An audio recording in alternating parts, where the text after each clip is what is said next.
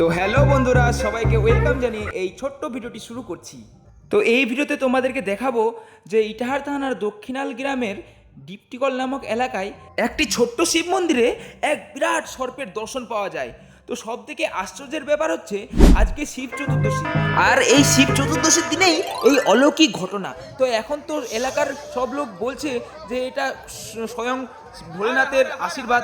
তো তাই অনেক দূর দূরান্ত থেকে অনেক ভক্তবিন্দু সেই দৃশ্য দেখতে ছুটে আসছে, আর অনেকে এই দৃশ্য দেখে বলছেন যে স্বয়ং ভোলেনাথ কৃপা করেছেন। আবার তো কেউ বা বলছেন এটা গ্রামবাসীর হয়তো চালও হতে পারে। তো তোমাদের কি মনে হয় বন্ধুরা, তোমরা কমেন্ট বক্সে অবশ্যই লিখে দেবে।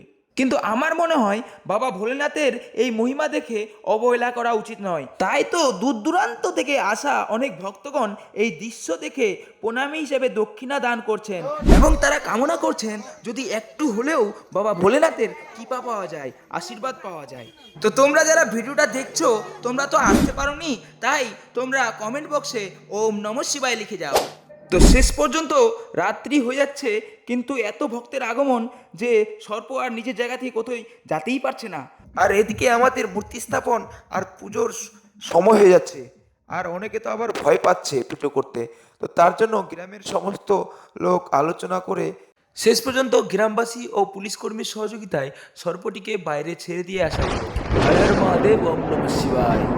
আর ভিডিওটাকে অবশ্যই করে লাইক করে দাও, আর আমার পেজটিকে ফলো করে নাও, তাহলে এরকম আরও অনেক ভালো ভালো ভিডিও তোমরা পরবর্তীতে দেখতে পাবে।